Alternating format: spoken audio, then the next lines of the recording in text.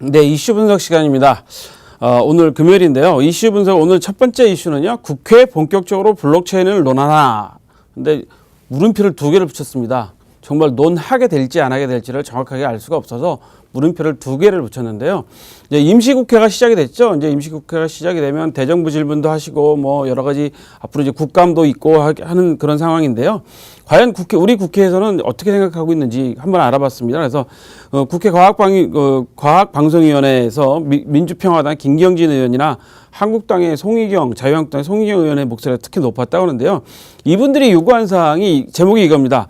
투자자 보호를 전제로 한 ICO 허용 방안을 요구했다고 합니다.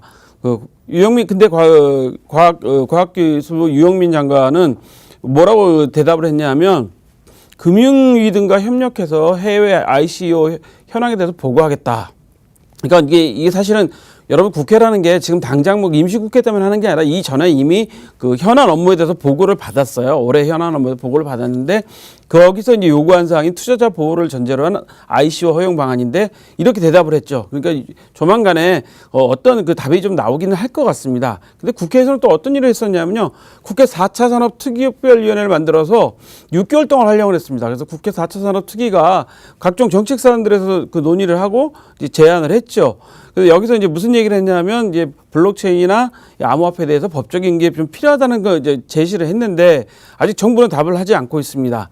그러다 보니까 지금 과연 정말 국회에서 본격적으로 블록체인을 논하나 정부는 어떻게 대답할지 모르겠다. 그나마 여당은 아직 아무런 현재 당 차원의 움직임은 없고요. 야당만 좀 활발하게 움직이는 것 같아요.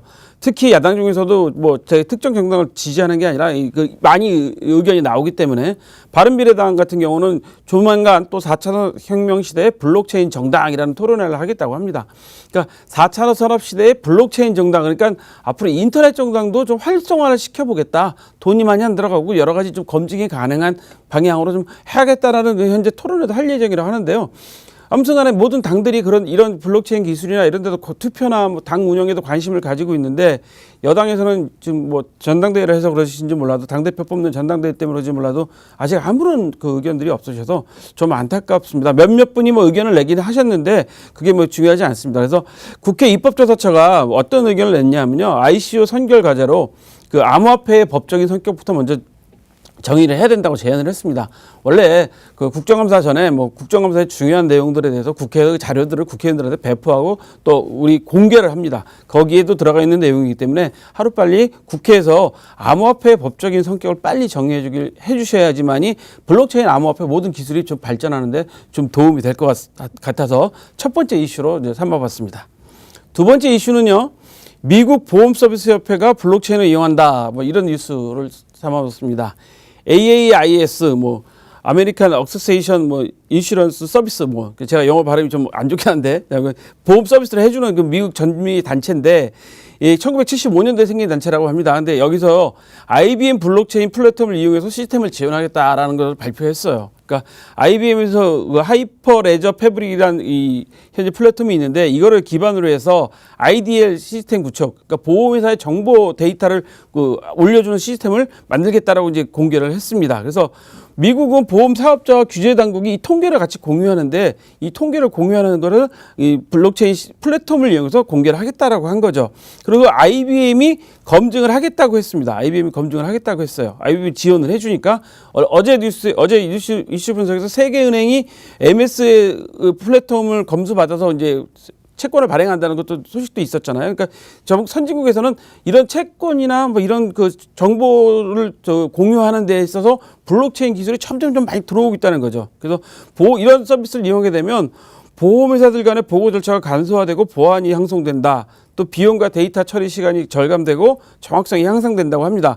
우리나라에서도 사실 매월 금융감독원에다가 아니면 각 협회에다가 금융기관들이 자기네 월말 보고서라는 걸 보고를 합니다. 그럼 그 데이터를 지금 현재 받아서 공개를 하는데 우리나라 아직 일반한테 공개를 하지 않고 있는데요.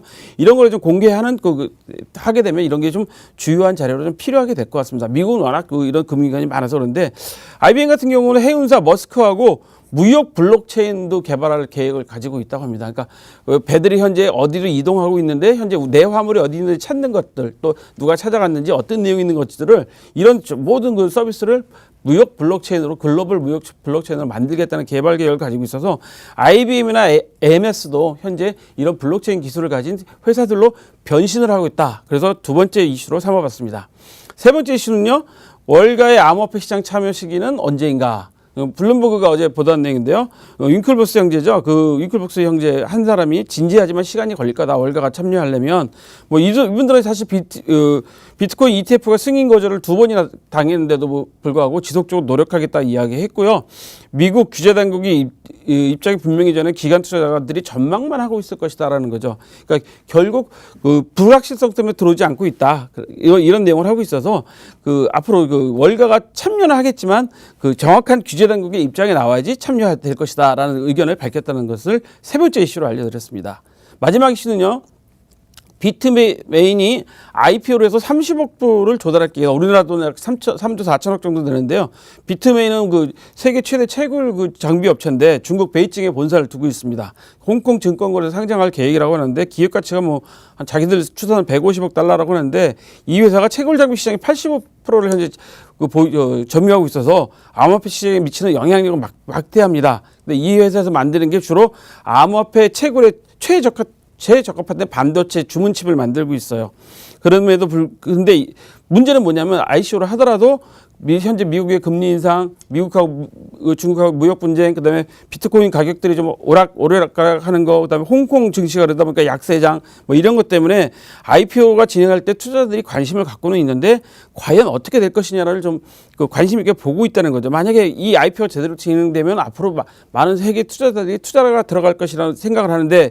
여기서 중요한 것은 아까도 처음 이슈가 우리나라는 국회에서 논의하고 있다라고 했는데요. 이미 유럽의회에서는 의원들이 제안을 하고 계시고 중국에서는 본국에서는 암호화폐 거래소나 화폐는 금지시켜 놓는데 이런 기술적인 것은 열심히 하고 있다는 거, 권장하고 있다는 거죠. 그리고 심지어 중국 정부에서는 블록체인 기술 입문서도 펴냈습니다.